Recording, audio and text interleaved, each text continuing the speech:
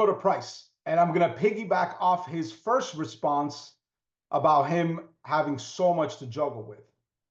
So lately, what I've been preaching about is you are not the way you are because of you. You are the way you are because you've been planted to be you.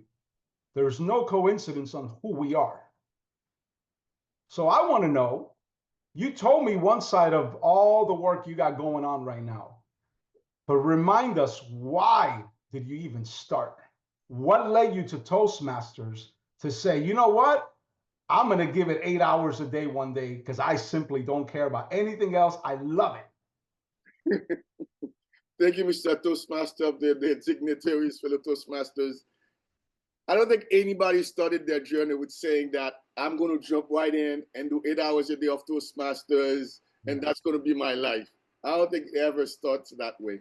I don't think anybody actually starts by saying I want even to build my leadership skill. Most people come to Toastmasters for their public speaking skills. And I started the same way as well, because I was in the undergraduate program, and our first workshops was about public speaking because we had to do presentation each time. And that's how I started. And then they recommended Toastmasters as a vehicle. So halfway through the program, when I had it under control, I joined my first Toastmasters club.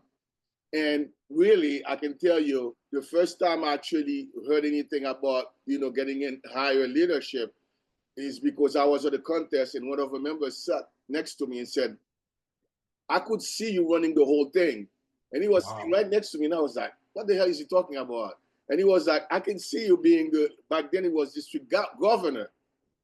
And I turned around and I didn't know what he was talking about. And it took me years to figure out what he was talking about. And actually, until I got here, I was like, wait a minute. I remember what he said to me back then. And of course, I was completely a different person from the person that I'm here today. But once I get on the bandwagon of being an area director, that's where I really fell in love with the whole process. With not only what I could do, how I can contribute to others, to other clubs, and what I can contribute to myself, what I got out of it. And my passion really in Toastmasters is not beyond helping the individuals, but helping clubs, struggling clubs. And one of the clubs that I was an area director for and was struggling at the time, I just came from their 40th year anniversary this past weekend on Saturday.